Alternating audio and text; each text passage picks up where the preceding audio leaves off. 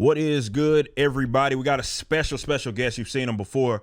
We've had him on the stream actually a couple of times, if I'm not mistaken. I've appeared, of course, on his streams, on his other channels and everything. But I love him to death. I love everything it is that he's doing, of course, because it really speaks to all this parallel economies talk that I've discussed a million different times. But this guest, of course, offers a unique perspective, considering that he certainly was a prominent kind of individual within comics, within the mainstream comics, before he's doing what he is doing right now. So, without further ado, welcome the great Shane Davis, brother. How you doing?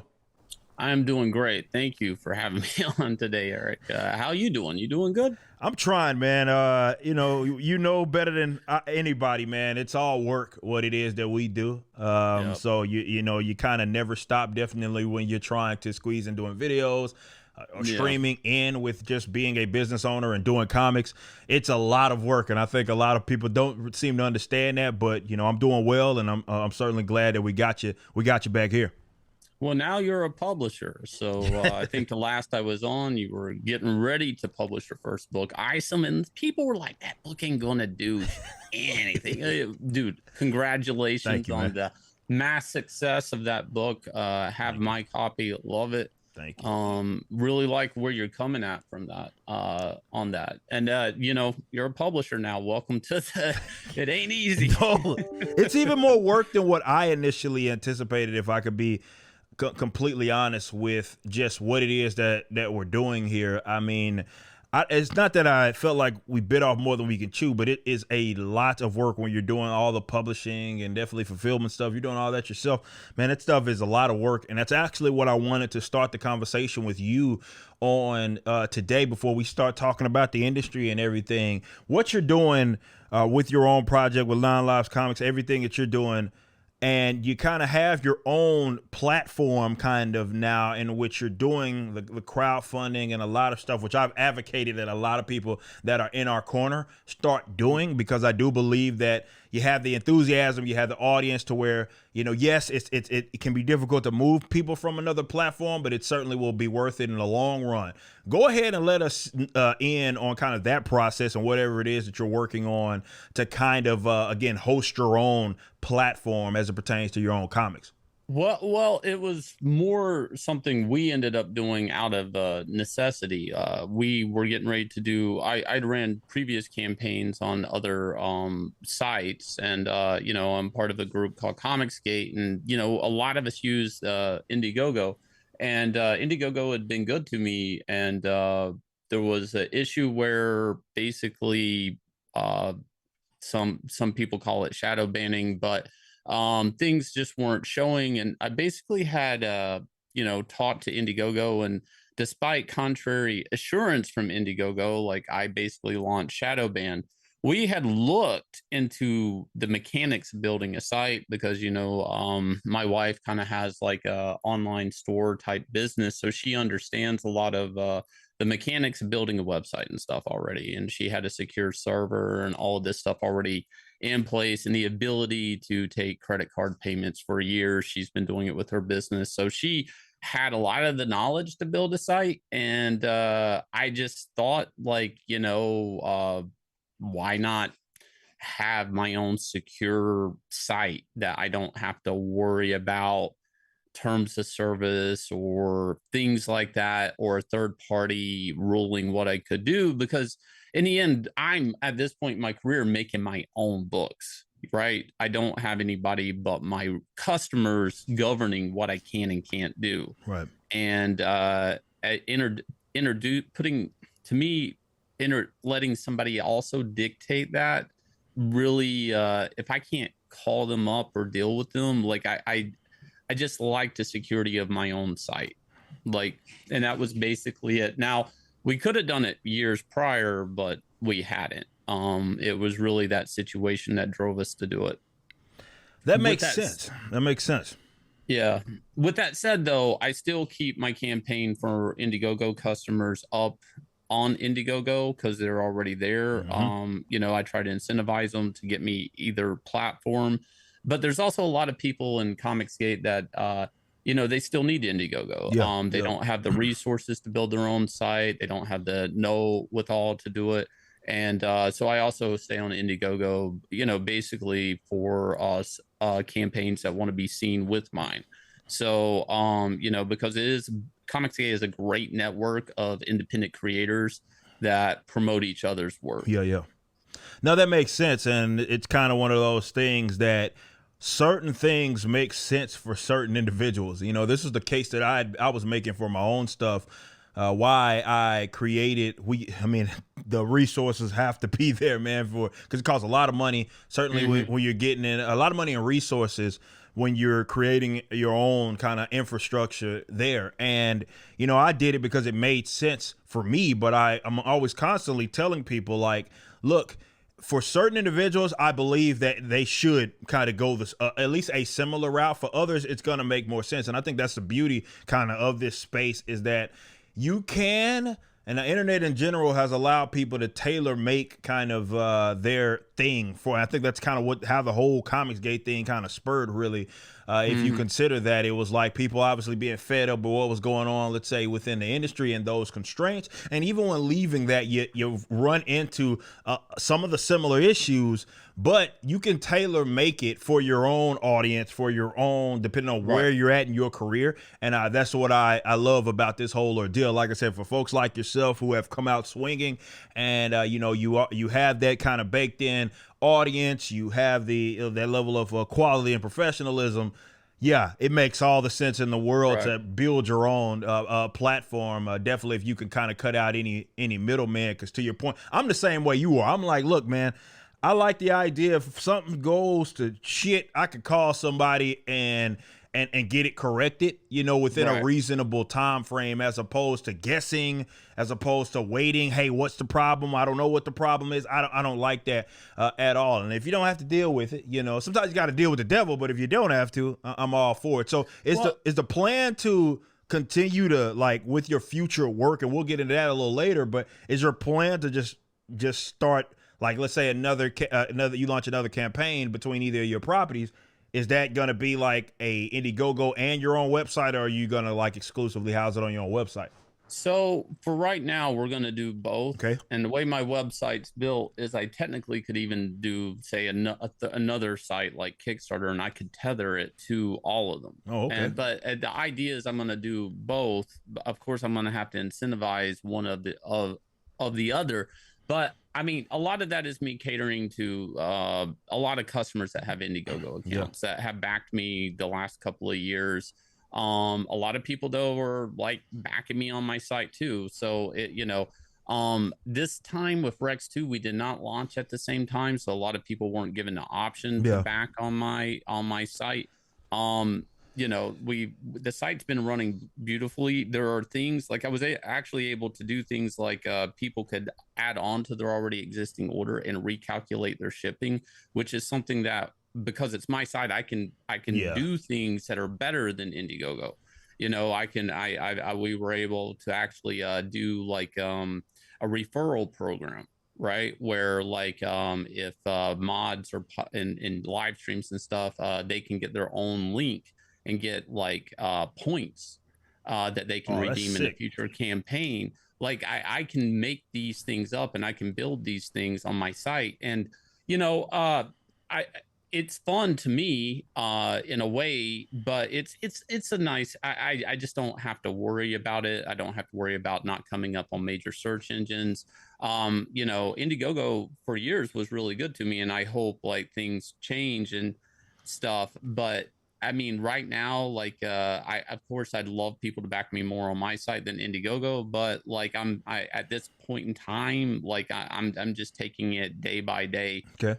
If one day like people are really just backing me on my site, not Indiegogo, then there's no reason to do Indiegogo anymore, That makes in sense. future campaigns. So that's the beauty of having the site. I can still be on other platforms and give people the option, you know. I like that. That makes sense. And yeah, I certainly want to tell my audience, man, if you can, because I'd imagine, you're not going to be spending as much, like, on something as simple as like a what they have. I know they have their processing fees, but their platform fees, for example, with like Indiegogo can, you know, what is it, like 5%, I think, or something, something 4 or 5%. I can't remember Right. what it is. And you know, when you build your own site, you can find creative ways to kind of get around that. That was one of the big numbers that I was looking at. Like, I don't know if I could quite justify that, but I feel you. You know, you're taking it one day at a time with the market, because it can fluctuate. You never know what direction that it's going to go, and if it makes sense for you to do it whatever way, I love it that it tailor makes it for you. And you know, it might not make sense for other people, but it makes sense for you, and you're going to know your audience better than anybody. And that's what I love about kind of what it is that people in our space are being able to do. Like that idea that you had, and like redeeming that's a genius idea. Yeah. By the way, but yeah, you have that kind of freedom and creativity to do something like that. And I think that's everything that, you know, it's a copycat league they always talk about with like sports stuff. I think it's a lot of that you see kind of in our space as well, where, you know, that innovation is going to exist. And some people may take an idea, make it, like I tell you this all the time. Somebody might do what I did and do it better. I would hope that they do my idea and do it better, because, you know, there's elements that everybody can kind of learn from and do better because of that. And really, the people that benefit the most from it isn't just the creatives, but of course the customers. Like with customers, with your idea, like you can, I mean, it's endless. You know what I mean? That's what I loved about our site and what it is that we were able to do as well. But, you know, we're going to for sure talk about Inglorious Rex and everything it is that you certainly have going. We're going to spend a big chunk of this conversation doing that. But you and I have been talking about a lot of kind of the same subjects. And, you know, I always believe, obviously, in updating our resume, because people may have not seen the previous videos. You know, YouTube, you kind of have to do that. And, you know, just let everybody in on, like, my audience that may not know kind of where you came from, how long you were doing the in the comic book scene in terms of the mainstream stuff, and some of the works that you had did. I know, especially like Red Lanterns, all that stuff, but some of the work that you did that, of course, the audience is going to find a lot more identifiable. Well, I basically went into comics before the trade boom, meaning like not everything was collected. So I came in like as a fill-in issue artist for whenever somebody was late on a deadline or something like that. Comics were ran a lot differently back then. Like DC Comics, just for a heads up, like they would be 6 months ahead on their production. So if I did a fill-in issue, I would have to wait 6 months. Like the whole comic industry was completely ran different. Today, people are soliciting books that they don't even have a script for when you buy a Marvel and DC comics. So, and that's a 3-month, you know, turnaround there. So just to give people an idea of how I've been in comics, and it's changed drastically. But you know, some of the big works I had done, I did a run on Superman, Batman, Search for Kryptonite. People can check that out. Mysteries in Space was like one of my first ongoing series I worked on with Jim Starlin, the creator of Thanos. So it was great working with Jim Starlin, because I was a big fan of the, you know, the Infinity War stuff and Silver Surfer and his Adam Warlock stuff. All that stuff was great. So I was able, you know, working with some of these guys to absorb a lot of knowledge about the industry and hear older stories, you know, of how creator rights were, of how because you would hear stories of like how they established royalty systems for writers, you know, back in the day when they were doing, like, say, the death of Captain or Adam Warlock or something, like, or Death of Captain Marvel. Yeah. So that wasn't a monthly thing, so they had to establish a royalty system, and that's the same royalty system today that they use for graphic novels, which is not in sync really for the market. So main thing I worked on that a lot of people know me for is Superman Earth 1, which was a big risk for DC Comics because it was a original graphic novel, which is a lot like what we're doing here with our books. You know, because it was taking a monthly character and doing just a one-time printing hardcover graphic novel, one story, no chapter breaks. So, you know, what that allowed us to do story-wise, and why it was so impactful, is I don't even think Superman put on his costume till page like 90. So we were able to really develop this story in such a manner, more in like a movie setting, and deliver a functional story. Whereas, like, if you do single issues for that page count, you know, I'm going to have a hard time not having Superman in costume each one of those chapters, you know, on the shelf. It also allowed us to get real world book reviews from like the Chicago like Tribune or like whatever big papers, Wall Street Journal, like Yeah. whatever papers that would Newsweek, whatever. The world just kind of reviewed it differently. And that was a big deal for DC Comics. And that actually I birthed like in a weird way because that was a risky deal I took, and they actually tried to get me to break it. I had birthed basically a graphic novel line for DC Comics, and if you look at Superman Earth One today, it doesn't say book one; it just says Superman Earth One. All the laters is Superman Earth One, book two, book three. There was never supposed to be sequels, and from that they went to Wonder Woman, they went to Geoff Johns on Batman. Yeah.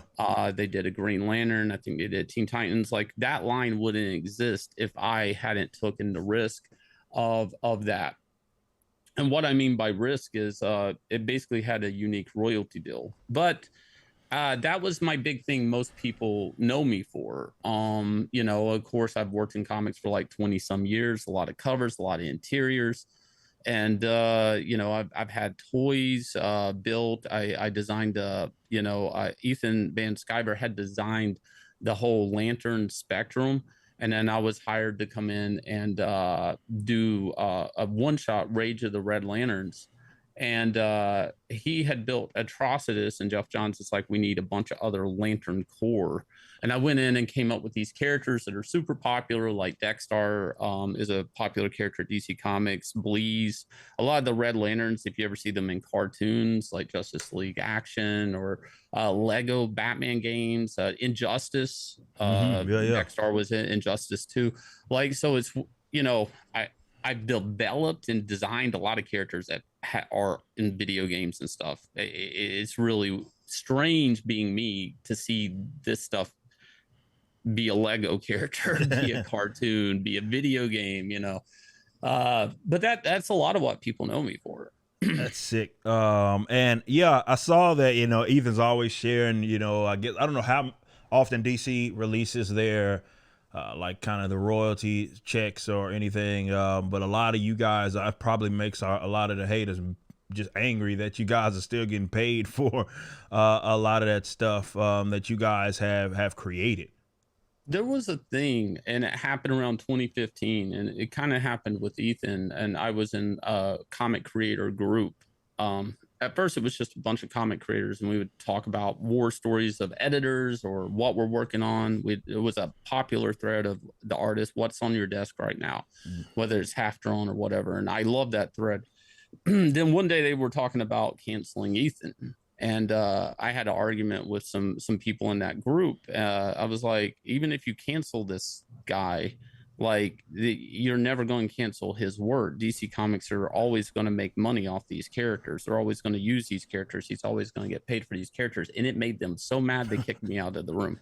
But that's a reality. Yeah. And today it's funny if I say I'm getting a check or he's getting a check or like say Graham Nolan and Chuck Dixon still get paid for Bane.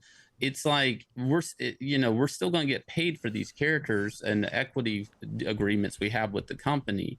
Like just because we might be canceled from comics, they're not canceled. These companies aren't going to throw away the creations we did, like and the legal obligation, they're supposed to pay us every time they use them for things. And that's based, and it's weird, it drives them crazy because it's a meritocracy thing. If the character's popular, it's in more products and then we get paid more. That's it. So it's an incentive to build the company popular characters. And it's funny that drives SJWs crazy because as well as and I know, they don't like meritocracy. Not at all. No. It's a bad word, meritocracy. Well, a lot of them are obviously in their positions based on, definitely nowadays, based on like the complete opposite of that. It was be it the diversity hires, be it people that know people. It's not really people that are bringing in the dollar bill. It's not anymore. Doesn't seem to be the case. We just got through talking about, I know you talked about it on your channel with the new Tim Drake's line got, I mean, only after 10 issues. I don't know if I've even seen something that crazy on an ongoing series just getting canceled that quick after 10 issues. It couldn't have been making sort of any money whatsoever. And, you know, our great friend Chuck Dixon, who to me wrote like the definitive version of these characters, particularly in Tim Drake. You know, I remember having him on, him talking about it's not like they made him gay, but it's not like they made him interesting or anything. But that was some sort of gimmick it is that they tried to run with. And we saw how it didn't just fail with the Son of Kal-El. We saw that it failed with them, with even worse, I think, with Tim Drake. So I want to get your certainly perspective on that as you looked into that, as we see a project like that, which seems to really embody the direction that this company unfortunately is going, definitely with all the social nonsense and how it's having them bleed money. Yeah. Well, a lot of it to me, and the more I've watched it and I've been in comics, it really comes down to lazy marketing. And some of this started, I hate to say it started with Civil War and Marvel, but all the events after Civil War and Marvel, there became this event idea. We come up with one idea for an event, and that's how we market all our books for the year. Yeah. Okay. So once you understand the publisher starts to work in that tempo, or that's the way they see publishing, that led, in my opinion, for an SJW to infiltrate that and say we're marketing the alphabet community. We're going to pander to a demographic that will retweet this or something. Or if you don't retweet it, you're a racist or you're a ist or you're that. And it's weird because I feel like that's what happened with the Tim Drake thing. And I mean, DC Comics basically had Pride Month, and they turned it into Pride Year. I don't know if you noticed, if you look back at their last year of publishing, that was their event. Everybody's gay. Yeah. You know, and not just gay, they're bisexual, so they could keep the continuity of a heterosexual relationship and, you know, say they're gay at the same time. And it's to me, it's a publishing mess in a way, because they can't undo it.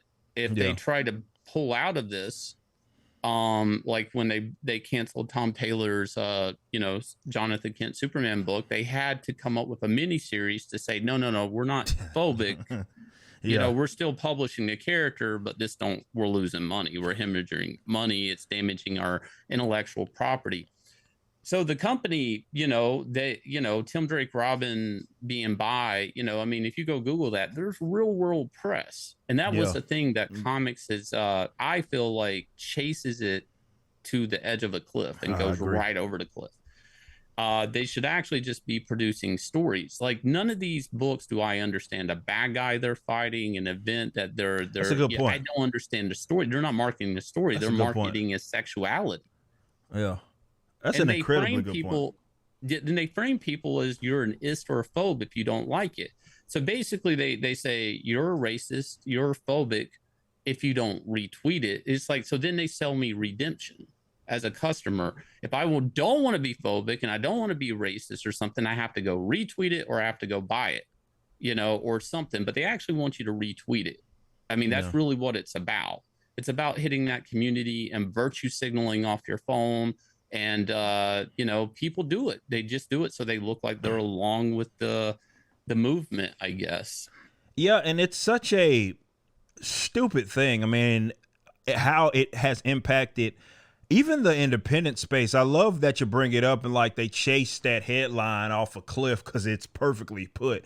But even with us, like, for example, I believe that ISOM and all of that was really the biggest story in comics probably last year in terms of how it just exploded in the way that it did. However, we didn't have any of the, hell, they would admit that definitely like with CBR and all those guys that they were not fond of us. They wouldn't cover us. You couldn't talk about us in the big comic book Reddit forums or anything.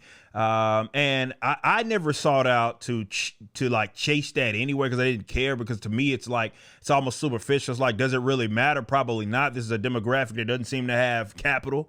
Pertaining to like social justice weirdos, like they don't seem to have capital. They don't actually like buy this stuff. They may pirate it, but they don't actually seem to buy a lot of this stuff. And you would get people, even despite the success it is that we had, they would be like, well, you guys, nobody's talking about it. It's like, well, no. The maybe like the big mainstream guys aren't, but that doesn't mean that this isn't an organic movement or an organic like support system. And these people that are, I'm giving these people something it is that they want, and they don't seem to know what that looks like. And that's why I think they're so angry at myself, at you, at the Evans of the world, because despite where they go chase all that, we know we don't have a chance in getting any of that coverage, so we don't chase it. If Fox, like they did with me, covers whatever, all right, cool, whatever. That's great. But I'm not going out of my way. Hell, the only reason they actually covered us, for example, with Fox and Newsweek, was because we had hit $1 million. So like they were covering it because it was successful,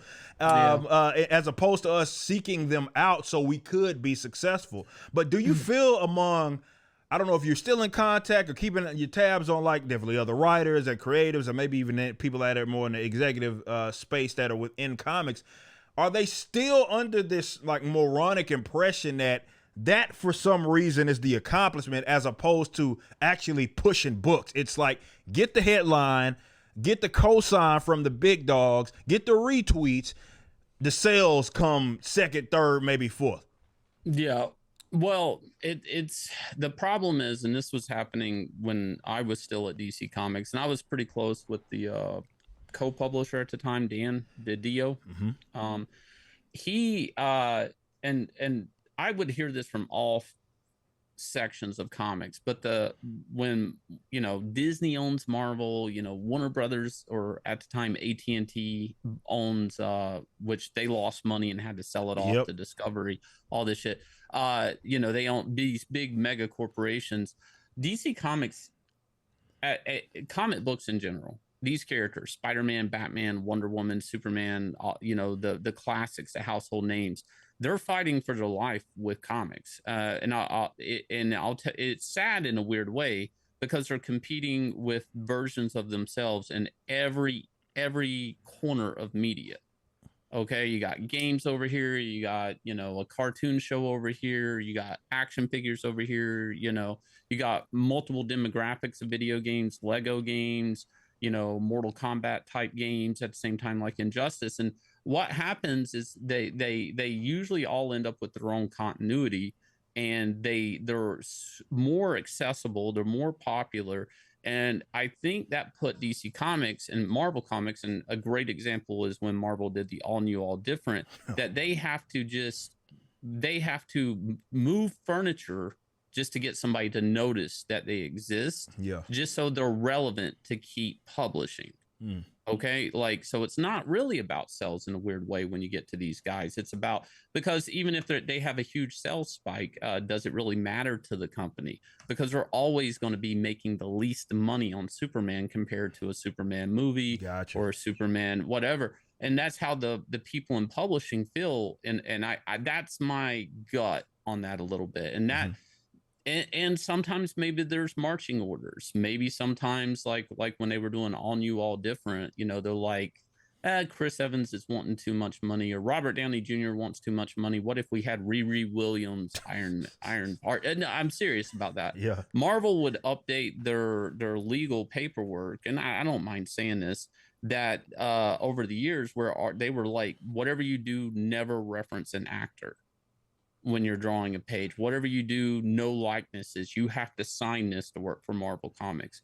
I mean, you have to understand at that point in time, Hollywood's getting so mixed in with this and the publishing arm. I kind of understand that they're trying to do something to get noticed, but you know what gets noticed are car accidents. Everybody slows down to look at a bloody car accident. That's not a good thing, right? And I hate to say that's the state of comics today. It's a train wreck, and in publishing, the characters are grossly misused. They don't know how to sell the character unless they decide to change their sexuality, which is for me as a customer is as relevant as a character being vegetarian or not. Like it's not a selling point. It's these characters had awesome origin stories, great costumes, action and adventure. The battles, beaten to their knees, that's just to stand up again to fight another day. I mean, I believed in these characters, Yeah. and it's so sad in publishing to watch them like ignore an existing fan base that's been there for years to chase, I hate to say this, a hashtag and a retweet that doesn't turn into sales. Right. And that's the pathetic thing about it all, is that we've seen that it doesn't translate really to sales at all. I mean, I've seen, like, you think with something like Son of Kal-El and Tom Taylor's going to wear his little pride S on his chest as he's doing interviews the day that got announced, letting everybody know why it is that they did it. And it's not like it equaled like more success for that character or more success for a Superman brand or anything for them. It's not like you're not getting a return on that. But maybe that is, as far as definitely with these creatives and these economically maybe illiterate people that are in these positions of power within at least the publishing part of things, where they just don't seem to understand that that's not real. You know what I mean? And I think that's what so many of us, because we have a direct line of sight with our audience. I mean, look, I tell my audience this all the time with Marvel and DC.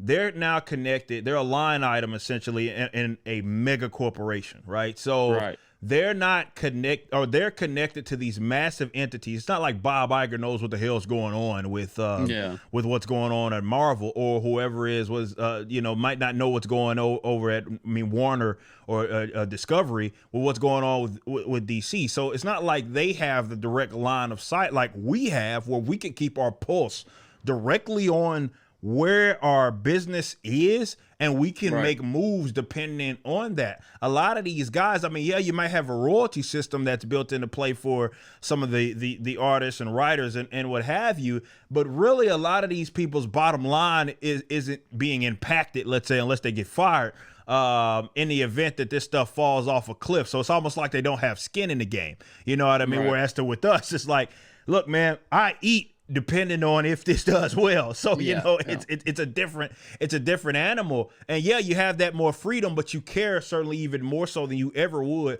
about what that customer and what that audience gets, which actually brings me to my next point. Go ahead. You made a good point there. Hang on. I don't want to escape. No, go ahead. You made a really good point there that the corporations that own Marvel and DC right now, you have to understand, they never built these characters. They just bought them. Yeah. So the appreciation of what it takes to make a popular character, they have no clue. They never had to work to make a popular superhero. Good point. They just bought them one day. You know, I mean, I've made a lot of characters at DC Comics. Only a handful of them are popular. I have equity forms on characters that DC Comics never used again. But they don't know what it's like to build a popular character. And when somebody just ups and buys something, I mean, depending on how rich they are, they maybe appreciate it, or maybe they don't. Maybe it's just another tool in the toolbox. And I think Disney's a really good example of that with Star Wars and Marvel. But that's, to your point, that's exactly part of the problem also. Yeah. Yep. Not having a direct line of sight of the quality is always gonna suffer because of it. I made a post not too long ago talking about how, to me, and you can correct me if I'm wrong, certainly, because you've been around the block just a little longer than I have, definitely in comics. But to me, just culturally in America, you had a certain competitive nature and competitive spirit that was built in the fabric of pretty much most individuals in almost every industry. And this is why America was the net exporter in like entertainment forever. Everybody wanted all the other countries wanted our stuff as far as what America was producing. And now, definitely in the comic industry, we've seen a big time shift, definitely over the last 5 years, where we're not really the net let's say exporter. We're importing more so the like Japanese and their stuff. And I guess my take on that, and I want to get your take on it as well, is that it's quite pathetic. It does show that there's been a big cultural shift there, because I would believe, let's say if this happened in the 80s and there was like some Japanese all of a sudden became just uber competitive in your market, you would have saw like Chris Claremont, not Claremont, excuse me, Jim Shooter, or these guys are like, hell no, we can't allow this to happen. Like we need to be upping our quality in order to try to keep up. Whereas to now we have people they're actually trying to take credit for their like sales on the yearly like sales reports that comes out. They're like, oh, comics are booming, and they're trying to take credit for what manga's doing in the West. Is that your kind of view on that in terms of like the cultural shift that where as to maybe us, maybe some of the indie guys, because I look at that and I'm like, wow, Japanese kicking our ass. We need to kind of be more competitive there. Yeah. So the way I've always like boiled it down in my head, and this statement might be incorrect, but this is how I boil it down, is that the one thing that we were giving to the rest of the world, America, was pop culture. That was our biggest thing that we were giving to the rest of the world. If I've lived in other countries like Singapore, I've visited, I've traveled to Italy, Thailand, different places. You go into a shop in Thailand, a dirt poor country, they got these these bastardized version toys of He-Man and Teenage Mutant Ninja Turtles and whatever. I mean, you have to understand our reach globally with these popular characters. I said this story the other night. I used my bus pass in Singapore, and it's the Marvel characters. And at the time they were doing the all new, all different. It was the classic Marvel lineup. Yeah. The rest of the world doesn't want, and they use that as an angle to try to say this is why we have to be more diverse for a bigger global reach. It's like bullshit. Get on the fucking plane, go to that country right now. There is some kid in Chinatown wearing a Jack Kirby Captain America t-shirt. Yeah. I've seen that. They don't want Sam Wilson Captain America. That maybe Sam Wilson Falcon, but this type of forced diversity and stuff. So like, it's an issue. And with like these, somebody sent me a tweet today. There's a house ad of DC Comics, their characters reading a bunch of books, and I don't know what it is, but Batman in this picture is holding a manga. I don't know if it's a DC manga. I don't recognize the character on it, but the most popular character, and there's Robin, there's Flash, there's Wonder Woman, there's all this. The most popular character is Batman, and he's holding a manga. Yeah. And if that's not a testament that we did not put up a fight as a publisher, and honoring our forefathers who built these characters in pop culture greatness, and we just let it go, I mean, that's a wake up call. Like, now, are the people that are there in these jobs going to preserve these awesome comics and the legacy and your interest and your investment in these characters?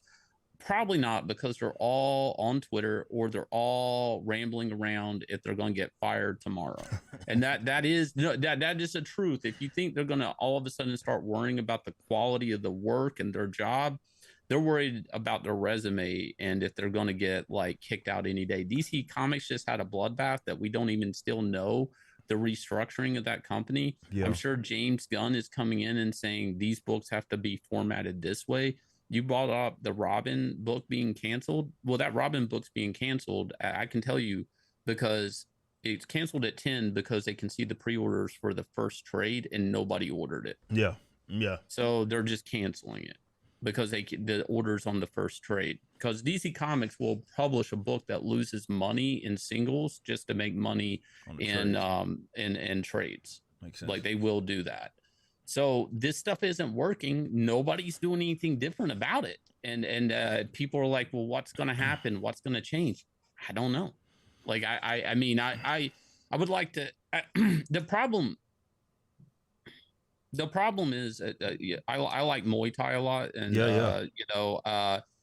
and in Muay Thai clinch, there's a head control is a big thing, right? Because if you can get your opponent's head down, you'll knee them, and that's just gonna knock them out.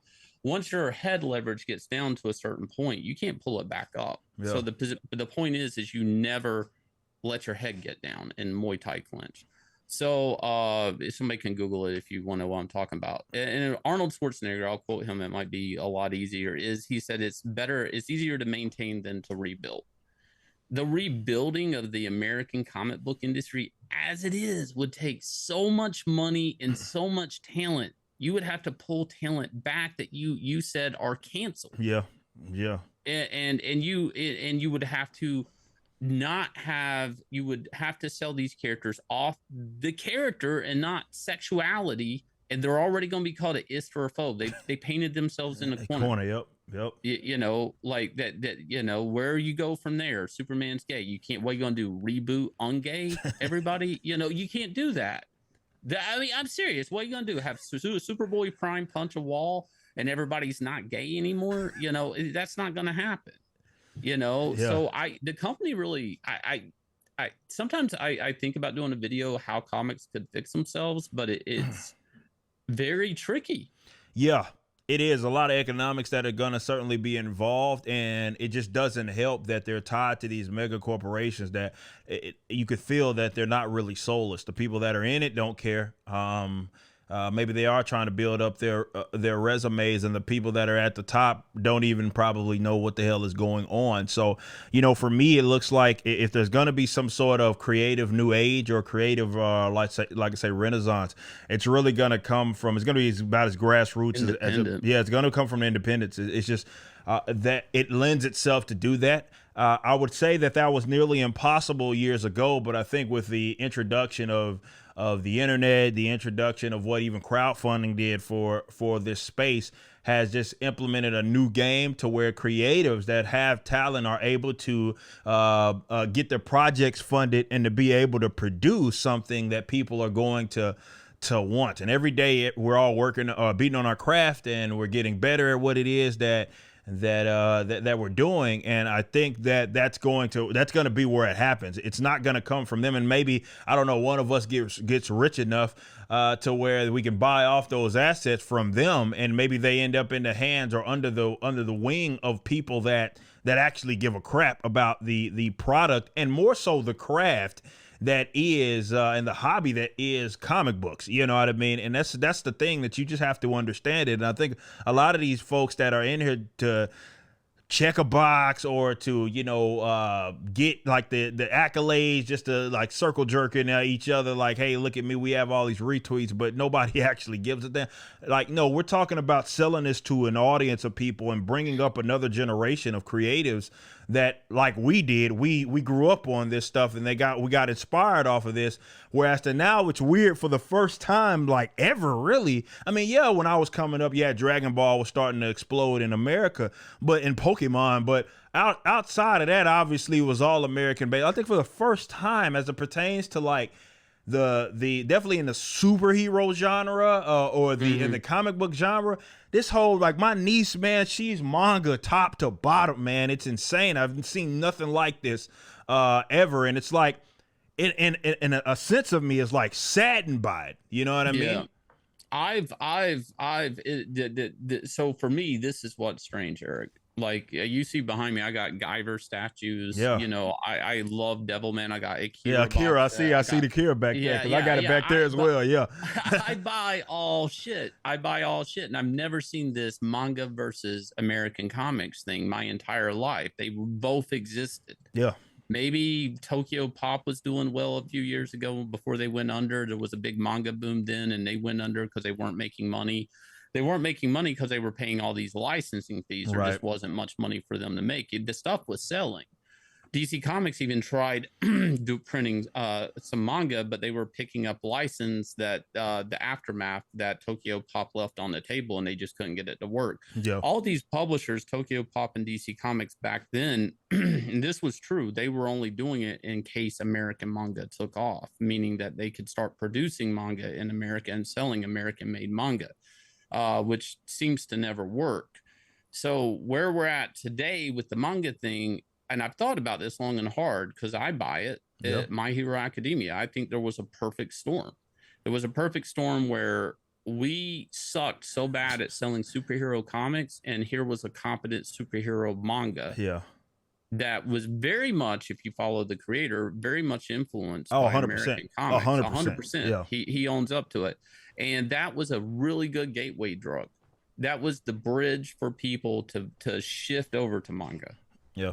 for a lot of people. One Punch Man also at the Yeah, same that's time. a good one too. Yep. And it was just like it tapped into it. And then, you know, I mean, I love superheroes. I love Western comics. I Yeah. love European albums. I love all kinds of comics. I'm going back. This is also part of the problem. I'm going back and buying these great omnibus X-Men collections, Wolverines and stuff behind me here. Mark Silvestri Wolverine, all this stuff in these nice big collections. Eric, they can't produce this stuff today. Nah, it's I know impossible. Silvestri's doing this run on Batman. That book has been in the works for like 7 years. Yeah. Like they could not produce the quality and the output because they haven't developed talent. You have to understand, ever since they started doing the diversity hiring and the diverse characters, they started hiring off of diversity. Yeah. They weren't hiring talent to develop talent anymore. They weren't hiring a portfolio anymore. They were hiring the color of someone's skin or their sex for representation's sake. Yeah. So what were you developing? You know, as far as like what, I mean, because in the end, Eric, and maybe I'm wrong and people are going to judge me on this. A comic book is paper and staples. That's it. Every book is paper and staples. What makes this paper and staples better than this paper and staples is what's drawn on the paper, not who draws it. Yeah, that's a good point. But what's drawn on the paper. That's the value of a comic. That, or the better the story, stuff like that. And they lost sight of that. It all became like identity politics and who am I hiring for a quota? And I'm going to go weird on this. I blame Bleeding Cool for that. Well, no, they certainly are a part of it. I mean, and then never mind their hit piece that they kind of did on us. I was not fond of that, but absolutely a lot of the CBR they go too. back to 2015. Yeah, like back then they would do these polls. How many women are being hired at Marvel Comics? Oh, that's how. You remember those? Yeah, 100%. And they were all in on. This is why there's been a shift in how it's covered. Like even with when you bring like with CBR, it's the same thing. You know what I mean? And how they cover this industry. It's like all focusing on all of that stuff that doesn't matter, man. You know what I mean? Like I remember coming up, definitely as a youngster, I didn't even know half the names of the artists, and because it wasn't why I was reading it, right? I was reading it because of what was in it, and that's all I cared about. As I got like more of an appreciation for it as a creative, you know, the other stuff I cared a little more about, and you hit it right on the head, like. You could just go read something that was quality. I mean, you brought up Jim Starlin, and just go read up some of that, even like whether it be with the DC stuff or even the Cosmic Marvel stuff. Read that. It's impossible. They cannot possibly produce something like what the original, like Infinity Gauntlet arc. What they can't. They are incapable. You can't imagine name one person that could like produce something that was that, be it in attention to detail, be it, and they can't possibly produce something that was that good. I can't produce the quality of the great like George Perez. They cannot possibly do that. And you bring up a great point in that, yeah, it's like they're not developing talent, and because you're not bringing in people that are there because of their talent. They're not of their talent. Yeah, you know what I mean? It's all because, well, you checked the box, and we wanted to bring you in because of that. Like I always bring up Ta-Nehisi Coates because for me, he was one of the first ones that I noticed in terms of there's a fundamental issue with what's happening right now in Marvel, because he was a guy that had zero connection to the comic book industry, right? There was none whatsoever. There was no, he didn't like go around talking about it like in his like, you know, all of the like social justice or the political social commentary that he did. It was no semblance that he actually even was into this stuff ever until he just pops up. And then not only do you gave him two of the like Marvel's most prominent characters to write right off the rip, and that was Captain America and Black Panther. Right, and he destroyed. I mean, his Black Panther and the Galactic Wakanda stuff was trash. I remember covering that stuff on my. But like that was my first big like, this guy isn't supposed to be here, and it's not even on like some gatekeeping stuff, which is what they do. Ironically, it's not even on it. It's like you have this massive pool of talent of people that even classic guys that are still around, and of all the people that you bring to write your like number one characters, right? Your characters that are supposed to really sell your lines. You bring in this guy, that doesn't make sense to me. And then when you start to follow kind of the trail, or rather look at some of the bad habits that they were developing in terms of these people that they were bringing on, you can see that it doesn't make sense. And now, Shane, these writers are like bragging about their little self-inserts. I've talked about, because she's going after me. What is that chick's name? The chick that did the T. Franklin, right? T. Franklin. Yeah. Yes. She's always on like Twitter, like, hey, look, I'm the first one to do a three-way kiss between these characters, because she's lesbian, right? And all that. That's the type of stuff. Sex worker also. Yeah, all that. So she cares about that stuff. She says it, not me. Yeah, you're right. No, but that's the stuff that she cares about. And yeah, of course she's gonna write this character that is this new weird Spider-Man, right? The one that has the disabled one, right? That is. Well, there was a prime example of her with that. There was the round robin thing, and there was a voting, and then she won. But then DC discovered that there were some fake votes, so then it got yanked away from her. Now this round robin thing was an event, for people that don't know, that a series would get greenlit, like an elimination thing. Well, you can't eliminate the checkbox queen, right? So she cries, and then she ends up with a series. You lost a contest, and you end up with a series. And then at the same time, Archie hired her to write a handicapped black girl in Archie at the same week. Yeah, this all happened in like a week, and nothing against T. Franklin, even though that sounds like I have something against T. Franklin, but she got something against me. If you boil that, where's the meritocracy in exactly? Exactly. The fans didn't vote for the book, but then you lost to end up with like another book fell upwards as a reward.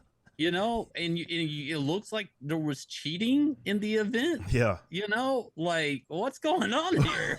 It's a madhouse, man. And like I said, these people are not being brought on because of their talent. And then what they do, and this is the thing that T. Franklin, and I'm not ragging on her just because it's her. It's like she's the most obvious example of what's plaguing comics right now, where she's like, I am going to make these characters fit my social ilk. Even if they hadn't been like that before, like with the, hey, I'm going to have Vixen hit on this gay disabled chick. You know what I mean? I'm like, what? Why? That's such a bizarre. Why you?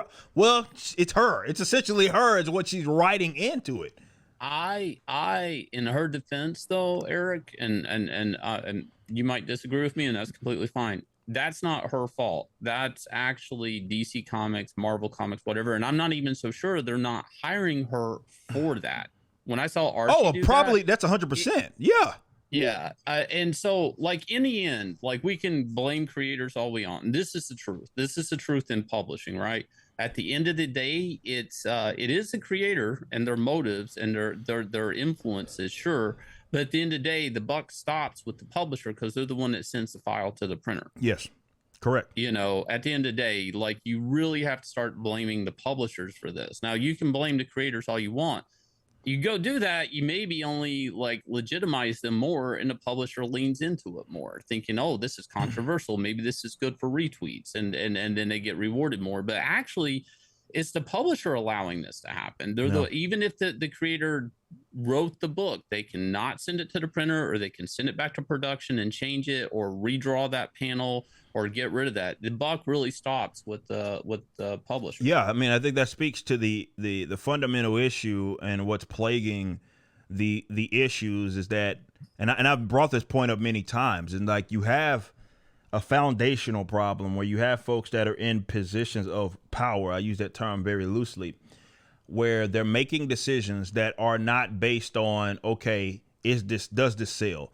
I talk about it all the time, and how as an adult I gained such a big, definitely as a businessman, such a big appreciation for Jim Shooter. I remember hearing stories about, definitely when I was younger, how, a lot of creatives didn't like him. He was hard to work with and all that. And you come to find out, really, it was more, he was requiring people made their deadlines. He was having people, he did facilitate basically the best era of Marvel Comics in terms of that window where he was the guy that was calling the shots. And you know, it's almost a requirement that some people, when you look at it from that level and you don't treat it like it's just a complete free for all, and it's like, look, man, we are in the business of giving our customers what it is they want. It's not about you. It's not, you gotta leave your ego kind of at the door.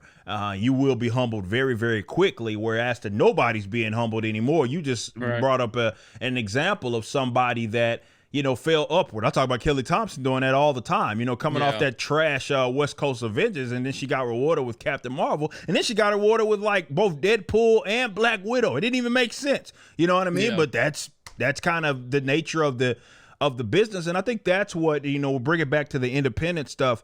That's one of the things that we're going to be able to really pay attention to. And I think people would be more attracted to what it is that we're doing, because as I said earlier, the direct line of sight that we have with the audience is what the mainstream can simply not offer definitely anymore. But with the tools that we have now between the internet, we are able to do that. And you, like I said, being humbled really quick, I talk about this with iSum, like Yaira's poster outsold iSum. Like, I wasn't expecting that. Like, that wasn't anything that you go into it expecting, like this character who was so, yeah, I had plans with her, but those plans kind of got accelerated because the audience's demand was like, it exploded. So I'm like, okay, that's kind of the nature of okay, I didn't have that expectation. It's kind of like that with music. The old rule is when you're making an album, you don't fall in love with a song because that song might not even make the damn album.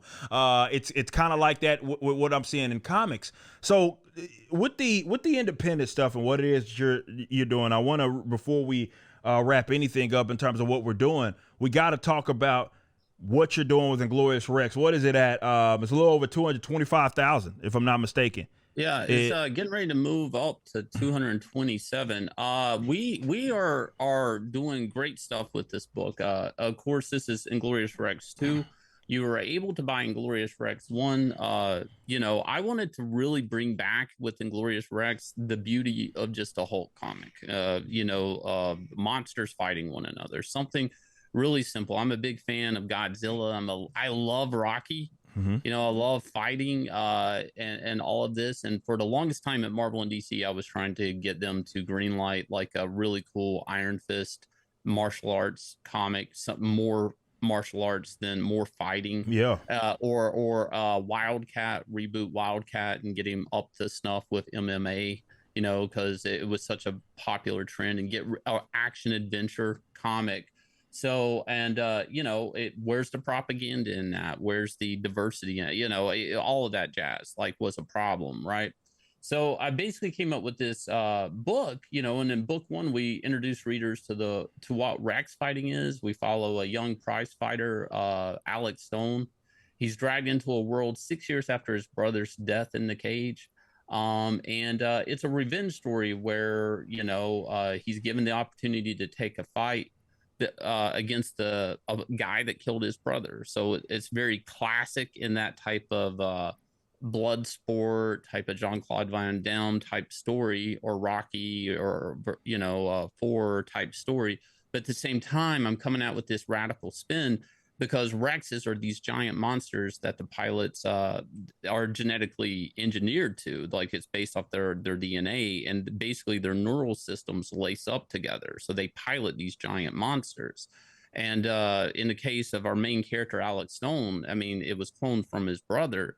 He's not a good match, so he's compromised. And that's one of the things I love about old comic characters, is how, you know, Spider-Man's web shooters are always breaking or running out of web fluid, or, you know, Superman's always being hit with kryptonite. You know, you end up with these characters that they're challenged, right? They're challenged to save the day and stuff like that. So that's basically what we built with the characters in Inglorious Rex. And in book 2, which is up in funding now, and again, you can buy book 1, we're establishing more of the world. You know, why they build these monsters, what's the outside threat on the city, stuff like that. It's going great. The artwork looks absolutely fantastic. In book 2, we're going outside the city. We're going to see Rexes like climbing buildings. We're going to see them fighting off the outside threat, the Vile. as they try to protect the city and basically do what they were built to do, and that's save what's left of humanity.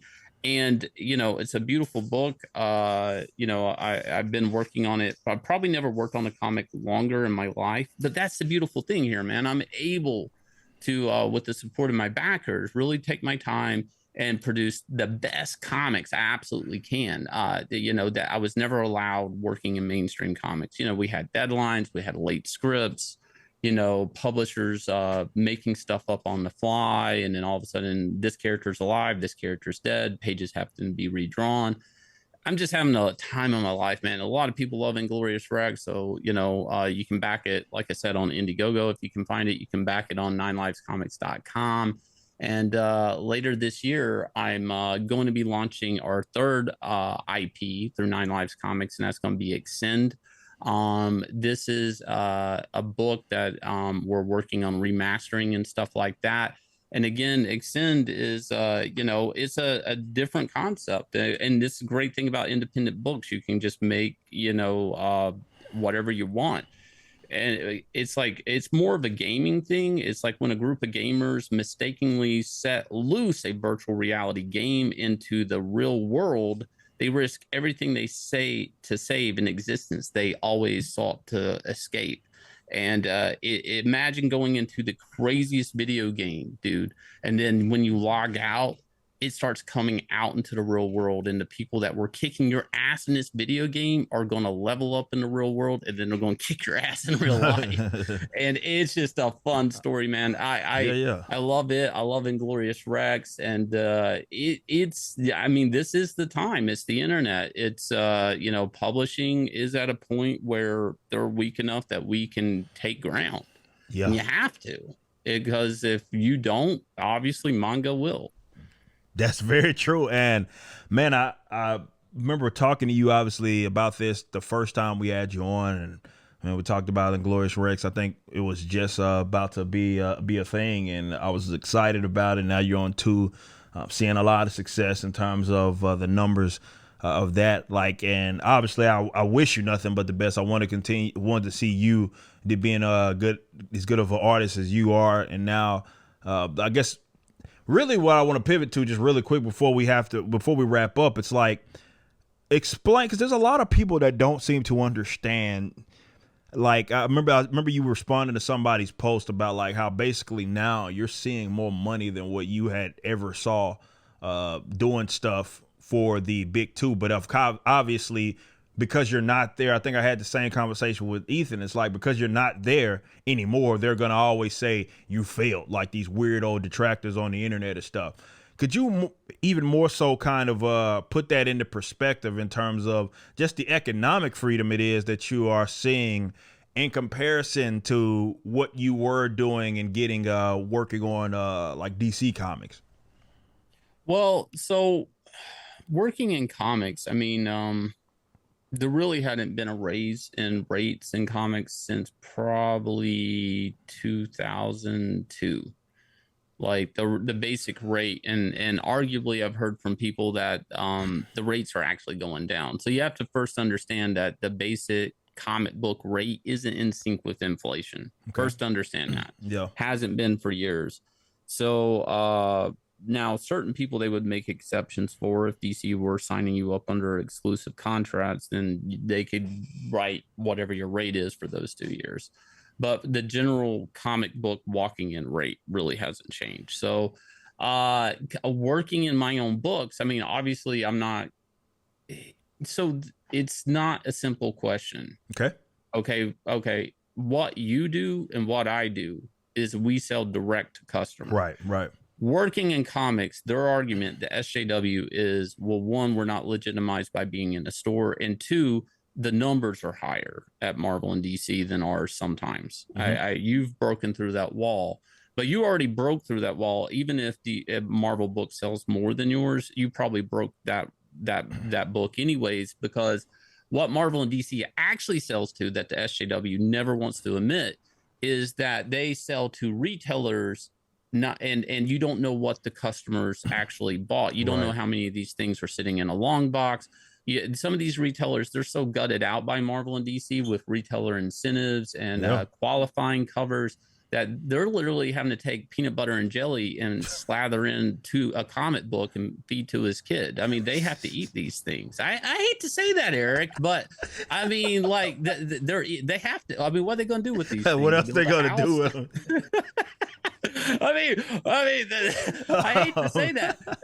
And somebody actually yelled at me. They're like, "That's not true." And I went and I looked up a 1 in 100 variant. It was a Jim Lee black and white cover for Spawn versus Batman. I'm like, here's one right now on eBay for this much. It's like, yeah, a retailer had to buy 100 copies to unlock that And cover. you know damn well they didn't sell all those 100 copies. It's not even close. Not even close. So when the SJW say that, it's like, yeah, I'm not selling that much, but I'm actually making more money selling less. And I don't even like using those numbers because you never, nobody knows what, I mean, unless a book sells out. Okay. But here's the thing, to trigger a second printing or a third printing isn't even comic shops not having it to sell. What triggers that is whoever the distributor is having none in the warehouse. That triggers the second print. Those fucking books are still on the shelf. Yeah, when they say it's sold out. Yeah, it's just not in the warehouse. So I don't know these numbers. What we do, Eric, and why it pisses them off is these are direct to customer sales. and and so we know how many books it is that we're pushing. Whereas to these other guys, it's crazy how many people that talk so much about this industry don't understand that part of it. Even when we were getting the yearly sales data from Diamond, like that was directly to retailers. We have no idea how many of those actually ended up in the hands of actual customers. I mean, you can go. I remember when I remember doing this video way back in the Gap when that Captain Marvel got rebooted for like the 9th time. And I remember going to, and I was showing a video of like how many of them were on this. It was insane the amount that were on the shelf. They were not moving those books. There's no way that they sold those books at all. And that's how a standard. I had a Kingdom of Comics, formerly of a comic book shop that recently shut down out of Florida. They actually sold out of ISOM, and they were giving us kind of a lot of perspective on this. And they were talking about how exactly what it is you're referring to in the incentive variant, and how like that's how a lot of these guys are pushing their sales. You know what I mean? Because they'll have this like incentive variant where you have to get like 100 of these damn things, right, to get it. And they can make some money off of that. That they can make some money off that one comic that they'll sell. And they figure it's worth it, knowing damn well they're not going to sell 90 of those, let alone 100, you know what I mean, of those books. So we never know. And even now the numbers are even more odd because, you know, we know Diamond no longer has like all of them, and they stopped making the numbers public as of April. It's almost been a year. April of 2022. Lunar doesn't make their numbers public. Penguin Random House doesn't make their numbers public anymore. So we have no idea. It's a complete guessing game as far as how many books are actually selling right now. It's insane. Well, the ICV2 numbers, and I might be a little wrong on this, but I've always heard by editors that the editors wouldn't know what the books sell, like at DC Comics, and the reason it's super secretive because it could really hurt the IP if people go only this many. You know, it's an illusion that they try to keep up, but the ICV2 numbers are kind of based off of the idea that Batman sells 100 copies, 100,000 copies, which if it does or doesn't changes every book sell, you know, like, so like, let's pretend, what if Batman's only selling 50,000 copies? Then every number that we think a book is selling from the public's perspective is just like by half. Like it could just move around, and it's scalable, and it's weird. It's deceptive with retailers too, because they look at those numbers, you know, they're thinking like, hey, this book is moving up, I need to order more of them. And it's really weird. Marvel and DC don't really care about the retailers as much as retailers think they do. There's certain big choice retailers that there'll be sales reps that will actually show them previews of upcoming books and say, I don't think you know how popular this book is and you should order it. But that's a very select few stores, you know, that get that treatment. For the most part, they're just trying to unload as much as they can and get you to order as much as you can and qualify for these unlockable covers. I've heard horror stories, Eric. Yeah. Retailer qualifies for one of those covers, and it comes damaged. Then Oh what? man, that's Yeah, I mean that it's a one nightmare. comic they were Yeah, reaching for, it's that's a folded up, nightmare. or it's cut up, or it's dented, and they can't sell it. You know? That's and it's sad that a lot of them that have been some of these guys even in arrogance, I don't know, have been like so protective of the industry, and this is why I kind of have I think we talked about this last time you were on, where it's like I'm not gonna bend over backwards for a retailer by any means. It's more of those, if I can get it directly to my customers and that's the new method, fine. If a retailer wants it, they can buy it from me, absolutely. But I'm not gonna break my neck in order to kind of do that. But in the same respects, like I'm not ripping them off. I don't have incentive variance. We didn't have incentive variance with ISOM or anything. It was like, hey, if you want to buy it, you can buy it. We can get it to you to a rate to where maybe you could sell it. But, we're not going to go crazy with that rate because we didn't need it. You know what I mean? And like, Yeah. it's like that's maybe a shift. And I know for a fact we talked about this last time in terms of like the internet being the new newsstand. I'm not chasing that anymore as far as getting in stores. I don't even care, to be completely honest. Definitely after going through what I did with ISOM 1, I especially don't care anymore because, well, the internet itself has allowed us to get it in the eyes of people. People aren't just going to the store seeing what's out. You know what I mean? Like, hey, like maybe I'm not going to say there's nobody that does that. There's probably a couple of customers that for sure do that. But I don't think books are being moved just based on that alone anymore. It's a different animal. People are on their phones, people on their tablets, people on their computers or whatever. And that's how they're learning about this sort of stuff. So just if it does me no good, maybe it's out of my hands, but certainly in terms of sales and in trying to gauge general enthusiasm, just getting it in a bookstore doesn't really do me a whole lot of good. What we're doing and how we're selling directly to our customers, that's as accurate of info and feedback that you are ever going to get. And that's what we can offer that the big dogs simply can't, because their model does not allow them to do that at all. Yeah, my local comic shop's actually closing down April 1st. I can't tell if it's a joke or not. I didn't have the heart to ask him. I was like, this is an April Fool's joke. Yeah. But I mean, they had a nice storefront and everything, and they were diverse with Warhammer stuff and a few comics and Funko Pops and stuff. But you have to understand, like comic shops, comic conventions, the word comics is being there's less comics in all of these things. If you go into a Comic Con, you go into a comic shop, they're having to prop themselves up on other merch to justify their existence, to make dollars. I love comic shops, and I'm not against my books one day somehow they're there. The problem with it is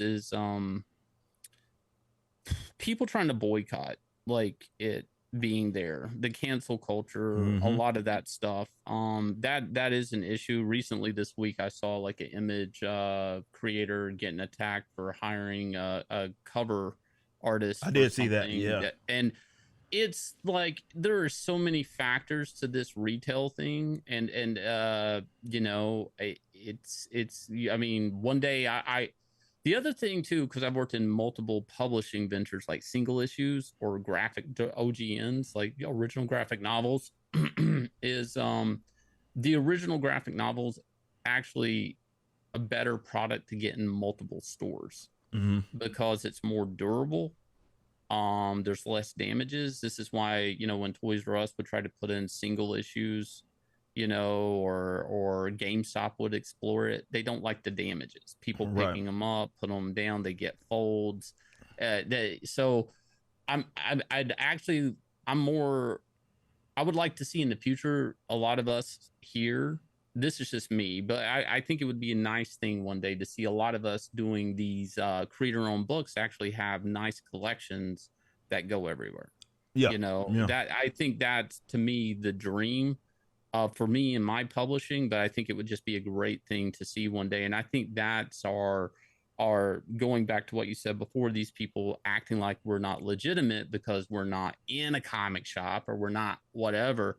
I think that's our to me, I see that as kind of on the horizon as like a really nice goalpost, like that is achievable and is actually more sustainable than what's happening today in the direct if they want to market make some comic money. shops. I mean, like that's what they better do. I said this with ISOM. There's not one comic book shop that bought ISOM that didn't sell out.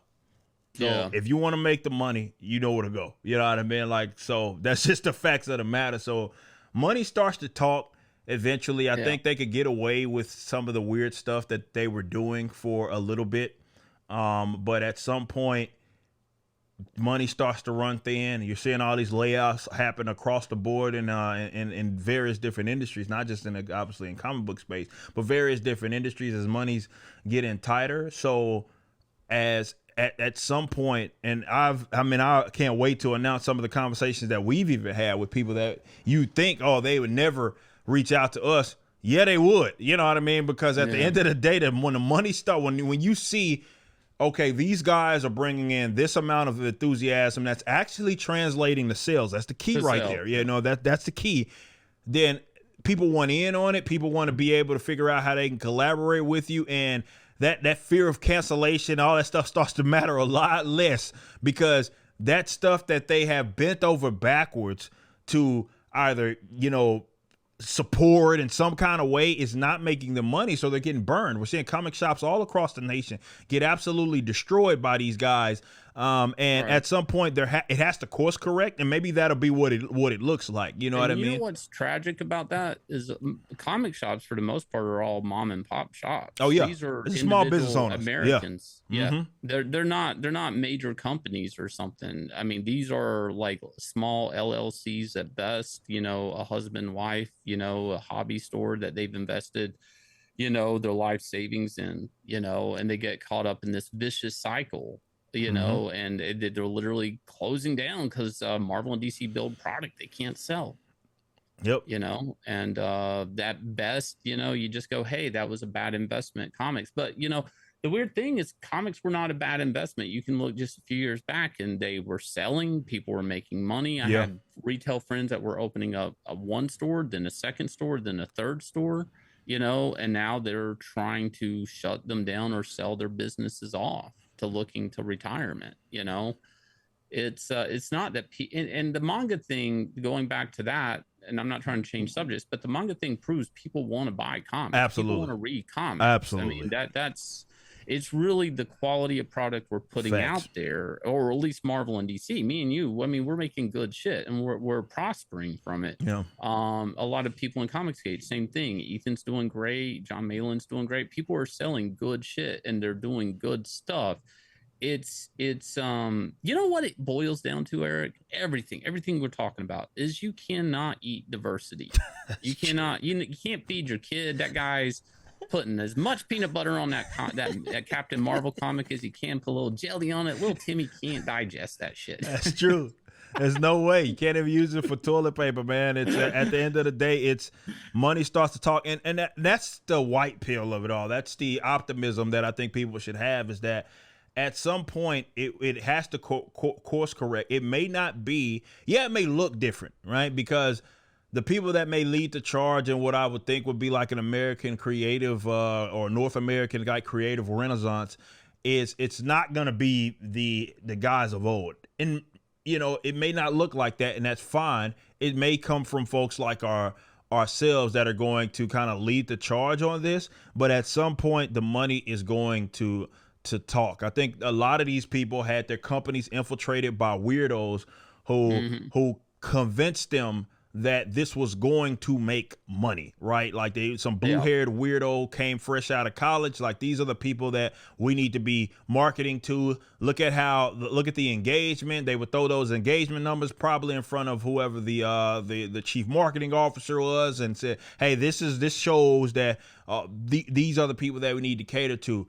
And they didn't seem to understand that does not translate into sales. The internet's a really funky thing. It's usable and it's very useful. It's changed my life completely. However, you have to know how to navigate it, and you have to know how to read it, and you have to know what's noise and what's not noise. And that's what they don't seem to understand, where they think a bunch of people that are just making a bunch of noise, retweeting stuff, getting headlines is going to translate to sales, and it has not. And the people that don't have near the resources like us that they do are able to kick ass.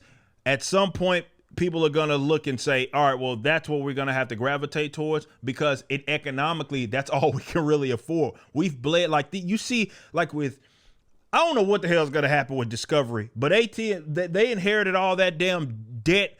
Same with, even with Disney, it's the same thing. Like these guys are yeah, they got their parks and they got other stuff that they can try to subsidize it, but like they're in trouble right now. You know what I mean? Like definitely they can't afford. I mean, you see Disney's doing all this restructuring right now for that exact reason. It's like they're not bringing in the buck. So at some point, I think there's a level of optimism that your average comic book guy should have for our industry. It just may look different, and that may be uncomfortable at first, but, you know, we'll move forward, and hopefully a lot of us will kind of rise from the ashes after the SJWs destroyed it, and they'll move on to some other genre of thing to feel like they care about at some time, or pretend that they care about, and then we'll be left to try to rebuild this. But I feel good about it. And no, I feel great about it. Yeah, and you should. Mean, but I mean, we're at a different side of the fence on this too. You know, I mean, I only feel good about it for being where I'm at right now. Like if I was still working at at DC right now, or Marvel, I don't even know, man. Like I not to start up another topic, but I said this to a comic artist the other day. Like they were like, well, how was it getting into the industry for you? And I'm like, well, you know, I have to explain that environment. Today, if I wanted to be on a big book, I'd be chewing my nails of like, what's the next character they're going to make gay? I want to be on that book. That's the big book they're going to promote. Yeah. You know? And can you imagine being like a writer or artist thinking like, well, what's the book that everybody's going to talk about that will make me fashioned a big writer or big artist? It's like what they're chasing the alphabet soup. It's like I wouldn't even know what characters they're going to do that to. It's like the opportunities right now for comic creators it's so hard for them. And I feel for any new creator at Marvel and DC to get noticed, and I see people navigate it. You brought up T. Franklin and some other people, Kelly. I mean, they're moving around like that, and that's how they're even getting their name out there, is positioning themselves on those books. A lot of comic creators I talk to now online, they're like, like they treat me like, thank you for laying down on the grenade with Marvel and DC. I would never do that. And crowdfunding or the internet type based comic is the way of the future. You know, I mean, I was around when web comics started. You know, I've seen multiple publishing initiatives and ventures happen in comics. And this is another change. You know, when I first got into comics, going back to what we said at the beginning, they were 2-3 issue Spider-Man stories. Spider-Man fights the Rhino for 2 issues. Now, like Marvel, they're like, well, that has to be 5 or 6 issues because that has to be a trade. So now we need talking heads with the Rhino, and now the Rhino is going to have to talk about, you know, how he's bisexual to make this interesting. You see where this goes. And it's like there's been these changes happening all through the marketing of comics and the way comics are produced and why they're produced the way they are. And we've gotten so far away, Eric. The mainstream has gotten so far away from good stories that if a book only needs to be if it's only a 22-page story, it's a 22-page story. Right. If it's a 90-page story, it's a 90-page story. And that's it. Don't make but everything is stretched and manipulated for headlines and chasing hashtags, and it's not what it used to be. I mean, that's the truth. What we're doing, you know, is you were talking about these companies being infiltrated by blue-haired land whales and stuff. We aren't letting that happen to our companies. Yeah, exactly. You know, well, like, you know, and we're able to preserve the integrity of the stories we're doing, the quality of the stories we're producing. Like, we can control that. Yep. You work at Marvel and DC, you got some guy saying, no, this character needs to be this, and this is this colorist, this is this inker, and this story needs to, everything starts to get like compromised. Yeah. You know, and in the end, is it the creator's fault? Is it how many people's fault is it? How many how many shelves were in the kitchen of that book, So makes sense. It's a weird state today. It is, and like I said, I think we are ahead in a lot of different sense, and I'm so stoked on like just the future. Before we leave, I know we got Inglorious Rex 2. I want my audience to go support that if you haven't already. What is there as of today? Is it how many days we got left on it? Right now, I feel like right now on the clock, there's about 8 days on it. So if you guys will, please go over there and check that out. And again, you can buy Inglorious Rex 1 there. We also have some CGC copies if you're wanting graded copies. We did offer those up there. We may extend some more time on the campaign, but it won't really be up that much longer as we're well into production on it. And also this summer, I will be launching Extend. If you go to 9livescomics.com, you'll see a sign up for that if you guys want to sign up for that book too. Really cool action adventure video game world building type book. So please go check that out. And again, Eric, thank you so much for having us on. And dude, it is always good talking shop with you and talking comics with you. All day. You have so much wisdom in this field and the things that are going on. It's just great talking to you about this stuff. Hey, same here, man. And like I said, hopefully we can do it more often. Definitely as, we're both producing more content. I always have fun with you, Shane, and whatever we're doing, whatever we're chatting about, man, shooting the shit, man. It's always awesome. I know the audience loves that, to see that. And like I said, you offer a perspective that just a lot of people don't have, and being once part of the what do people deem as mainstream and seeing so much success. So audience, go support Inglorious Rex. I have all those links certainly in the description, depending on where you are viewing this. We'll make sure that we have all those. Be sure to go support that, support his future projects. You can still can they get Starlight Cats as well? Starlight Cats is there as an add-on. Okay. You are able to get that, and it's a good all ages book. Flying Cats, Little Girl, Big Adventure. A lot of parents like that book, actually. So that's an all ages book that's safe for your children. As a publisher, Eric, and you might find yourself in that position too. If you can find young comic readers, they grow into your old comic readers. Yep, that's how it goes, baby. That's how it goes. Well, we'll make sure we get links to all of that. You heard it here. We'll have Shane probably back a lot sooner than what we had him last time. Again, Shane, I appreciate you so much for joining us. Dude, I love talking to you. Appreciate you. Wherever you're viewing the content, I appreciate you. If you enjoyed it, you may be interested in my comic book company, Rippaverse Comics. Our first book and campaign, ISOM #1, brought in $3.7 million with tens of thousands of satisfied customers. Visit Rippaverse.com to check out our store and stay up to date with the latest campaigns from one of the hottest new comic book companies. Also, my first big step towards a parallel economy was the development of my personal website, ericdjuly.com. This entirely replaced my Patreon. Now, if you enjoy this content, please consider becoming a member over at the website. We have an ever-expanding list of perks for various membership tiers, a forum, and a phone app.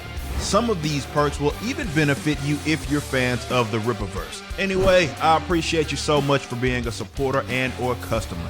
I even got a little love for my haters.